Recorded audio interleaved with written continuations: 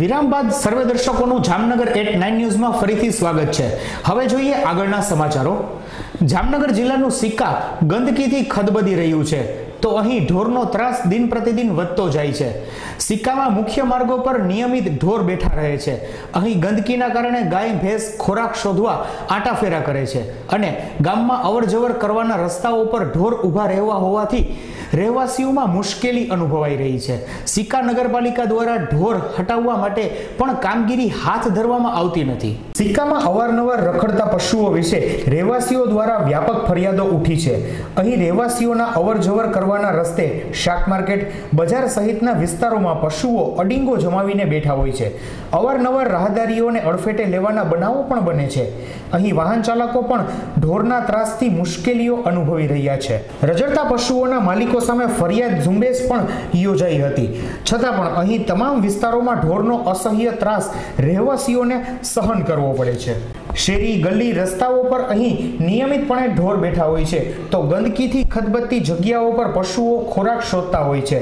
આ મુદ્દે રહેવાસીઓ દ્વારા સિક્કાના નગરપાલિકા તંત્રને અનેક વખત રજૂઆતો કરવામાં આવી છે, છતાં નગરપાલિકા દ્વારા આજ સુધી કોઈ નક્કર પગલાં લઈ કામગીરી કરવામાં આવી નથી।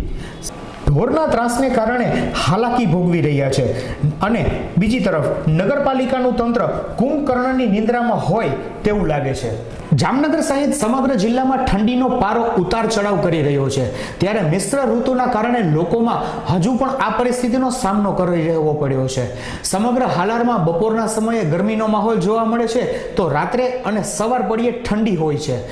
આ મિશ્ર ઋતુના કારણે રોગચાળો પણ બેકાબુ બન્યો છે। શહેરમાં 3-4 દિવસ પહેલા ઠંડીનો પારો 11 ડિગ્રી સેલ્સિયસ સુધી પહોંચી ગયો હતો, પરંતુ ત્યારબાદ ઠંડીમાં ચડાવ ઉતાર નોંધાઈ રહ્યો છે।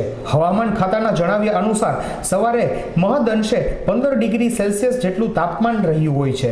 વધુમાં વધુ 30 ડિગ્રી આસપાસ રહે છે। પવનની ગતિ 2.7 કિલોમીટર પ્રતિ કલાક અને હવામાં 70% ભેજનું પ્રમાણ પણ રહે છે। જામનગર સહિત કાલાવડ, ખંભાળિયા, ધ્રોળ, જોડિયા, લાલપુર, ભાણવડ, કલ્યાણપુર, જામજોધપુર, ફલ્લા સહિતના વિસ્તારોમાં પણ ઠંડી ગરમીની મિશ્ર ઋતુથી લોકો ઉકળી રહ્યા છે। જામનગર સહિત જિલ્લાના મોટા ભાગના ગામડાઓમાં પણ રોગચાળો ફાટી નીકળ્યો છે। આથી શહેરમાં ડેન્ગ્યુ, ચિકનગુનિયા, તાવ, ઉધરસના કેસોમાં પણ વધારો નોંધાઈ રહ્યો છે। ગુજરાત સરકારના સ્વૈચ્છિક નિવૃત્ત થયેલા પેન્શનરોને મરણતોલ ફટકો મારનાર અન્યાય કરતા સરકારી ઠરાવ સામે ઉગ્ર રોષ ફેલાયો છે। આ મુદ્દે સૌરાષ્ટ્ર કચ્છ પેન્શન પરિવાર દ્વારા ઉગ્ર રજૂઆતો કરવામાં આવી છે। મોદી તુલસીદાસ ટીકે મોદીથી ઓળખાણ મારી છે। અમે 2006માં સરકારી સેવામાંથી સ્વૈચ્છિક નિવૃત્તિના લાભ સાથે નિવૃત્ત થયેલા છીએ। જે તે સમય સરકારના નિયમ મુજબ નેશનલ ઇજાફાના લાભ અમને મળેલા, પરંતુ સરકારે હવે 7 વર્ષ પછી નિર્ણય ફેરવી અને નેશનલ ઇજાફાના લાભ પરત લઈ અને પેન્શનરોના પેન્શન ઘટાડવા માટેનો નક્કી કરેલ છે અને એના માટે 10/10/2013ના ઠરાવથી સરકારે નક્કી કરેલ છે।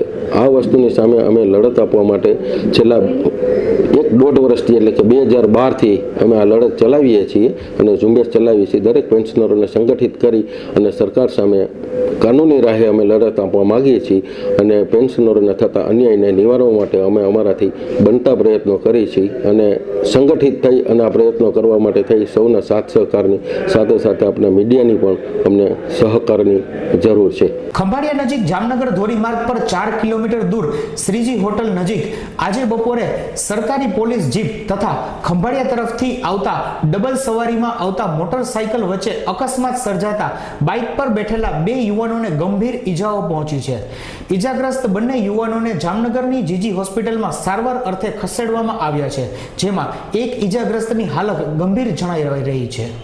સરકારી જીપમાં જામનગરની એલસીબીના પીઆઈ ડી.એન. પટેલ ખંભાળિયાથી અદાલતમાં એક કેસ સંદર્ભમાં જતા હતા, ત્યારે રસ્તામાં અકસ્માત સર્જાયો હતો, જેમાં જામનગરની GJ10G 832 નંબરની સરકારી બોલેરો જીપ લઈને ખંભાળિયા જતા હતા, ત્યારે આ જીપ ખંભાળિયાથી 4 કિલોમીટર દૂર શ્રીજી હોટલ પાસે પહોંચી ત્યારે સામેથી નાના આસોટાથી GJ10AR 8314 નંબરનું બાઇક લઈને સિક્કાના ગોવાભાઈ ખૂંટી અને દેવશીભાઈ ખૂંટી અથડાયા હતા।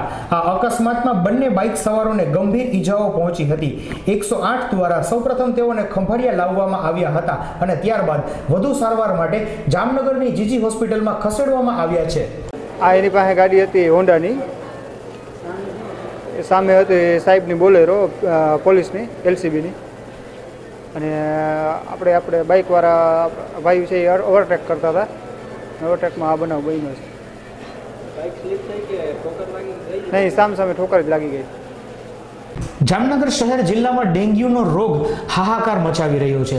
ત્યારે સતત વકરી રહેલા ડેન્ગ્યુના રોગચાળાને કાબૂમાં લેવા શહેર જિલ્લાનું આરોગ્ય તંત્ર સંપૂર્ણપણે નિષ્ફળ નીવડ્યું છે. જિલ્લાની તમામ સરકારી હોસ્પિટલો ડેન્ગ્યુના દર્દીઓથી ઉભરાઈ રહી છે. ત્યારે નિયમિત જીજી હોસ્પિટલમાં શાખા દ્વારા કોઈ જ કાર્યવાહી કરવામાં આવી નથી. જામનગર સહિત સમગ્ર હાલારમાં ડેન્ગ્યુના રોગે માઝા મૂકી છે. જીજી હોસ્પિટલમાં તથા જિલ્લાભરમાં તાવના 1200થી વધુ કેસો નોંધાયા છે અને જામનગર શહેરમાં ફક્ત 630થી વધુ કેસો માત્ર ડેન્ગ્યુના નોંધાયા છે. ત્યારે જામ્યુકોનું આરોગ્ય તંત્ર ઘોર બેદરકારી દાખવી રહ્યું છે. સોમવારે સવારે જીજી હોસ્પિટલમાં ડેન્ગ્યુના 9 કેસ નોંધાયા છે. તેના 2 દિવસ પહેલા જ ડેન્ગ્યુના 10 દર્દીઓ સારવાર માટે દાખલ થયા હતા. જામનગરની ખાનગી હોસ્પિટલમાં ડેન્ગ્યુના વધુને વધુ કેસો નોંધાય છે, પરંતુ તંત્ર દ્વારા બેદરકારી દાખવવામાં આવી રહી છે.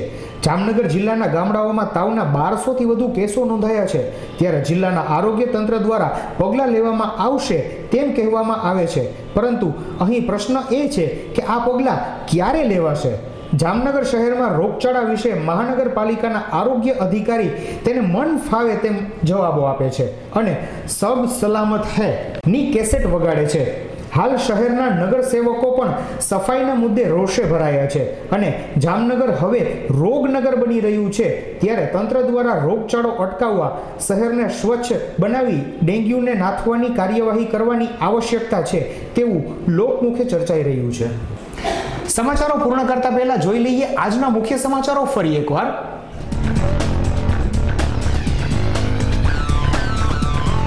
જામનગરમાં વધુ વકરતો રોગચાળો. જીજી હોસ્પિટલમાં સ્વાઇન ફ્લૂનો શંકાસ્પદ દર્દી નોંધાયો.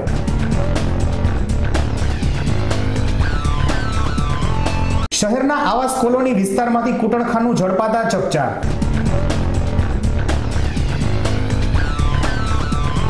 વાલસુરાથી નવા બંદરનો માર્ગ બિસ્માર. માર્ગ પર બસ મોટા ખાડાઓના કારણે છાસવારે સર્જાતા અકસ્માત.